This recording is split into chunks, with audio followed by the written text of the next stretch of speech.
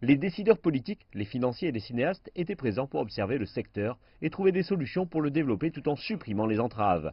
Le gouvernement est tenté par des partenariats, pas uniquement avec le secteur privé, mais aussi avec d'autres départements gouvernementaux. Nous devons tout mettre ensemble. Je pense qu'il nous incombe en tant que gouvernement de garantir qu'il y a une participation et une assistance maximum. Parce que parfois, certaines personnes recevront du financement de plus d'une personne différemment en fonction des projets. Et il faut se poser les bonnes questions à cet égard. Nous devons travailler. Et je pense qu'il y a beaucoup d'investissements dans l'industrie, mais avant d'en parler, regardons déjà ce que nous avons. Les producteurs de films en Afrique du Sud sont pris face à certaines difficultés à l'heure actuelle quand il s'agit d'achat de contenu du réseau Mnet en termes d'allocation de budget. Il existe une autre question pressante, la propriété intellectuelle. Nos diffuseurs doivent désormais comprendre que les gens doivent être les détenteurs de leur pays. Cela n'a aucun sens si vous n'avez pas de budget, mais qu'en plus vous ne possédez pas votre pays.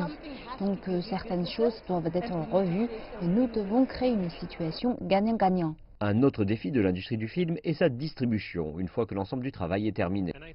Je pense que le partenariat avec les BRICS et toutes les nations est aussi une composante très importante, car nous avons cet arrangement et c'est une grande audience que nous pouvons exploiter. L'industrie sud-africaine du film a parcouru un long chemin en un temps relativement court.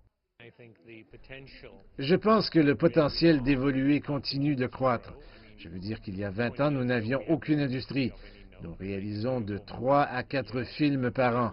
Aujourd'hui, nous en produisons probablement une centaine chaque année.